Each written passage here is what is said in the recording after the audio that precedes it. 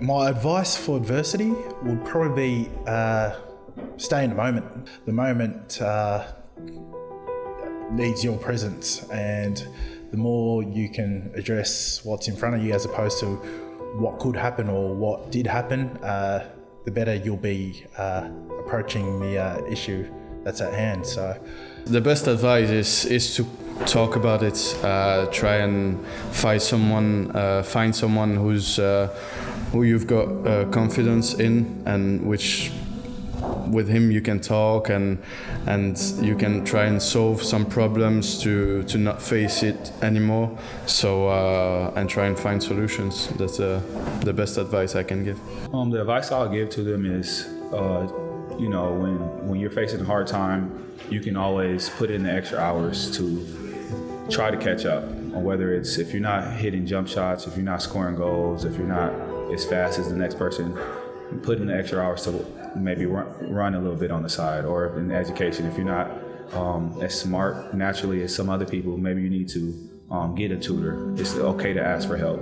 I've seen the skinniest of guys, the smallest of guys or girls, or the biggest or strongest fail or succeed. It's not about how big you are, how tall you are, any of that stuff. It's about, like you said, how resilient you are, how much the resiliency comes with discipline, self-discipline, working hard, trying to work harder than others. And, for me, being resilient was knowing that somebody else, bigger, taller, stronger, smarter, was also out there working out on his game and trying to get better than me, trying to be the best. So, resiliency is key as far as work ethic and mental approach to the game. it's not really an issue because the fact that it's inclusive of all the countries, but let alone different people that of all shapes and sizes. That's why I love the game, is the fact that regardless of what upbringing you've had, the main thing is the opportunity that if you want to play rugby, it's there. It'll always be there. It's up to the individual whether they want to play it or not. And regardless of shape, size, or ethnicity, it doesn't really matter, because at the end of the day, you're part of a team, and that's the most important thing.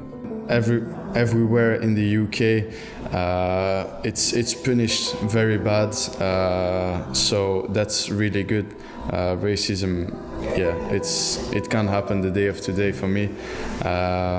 So it's really good that in the UK it's really hard punishment when you are doing bad things about it. So that's very good in this front. But I think that in wider society, when you go abroad, play internationally, I think that it should be punished the same way as here in the UK. We are really sad about what's happening now, because we just want to play football, do our thing, do what we love, and that's it. We don't want any issues in the stadiums or anywhere around the football pitch. So that's the only thing I can say about it.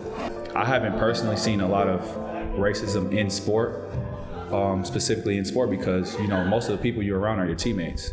So you learn from them. Usually it's not the same. You usually have different teammates in basketball. I know for football, they have a wide range of different ethnic groups. And so I think you learn from that at a young age, and you learn what's okay, what's not okay. And I think that it's not a huge problem as far as from what I've experienced with racism in sport.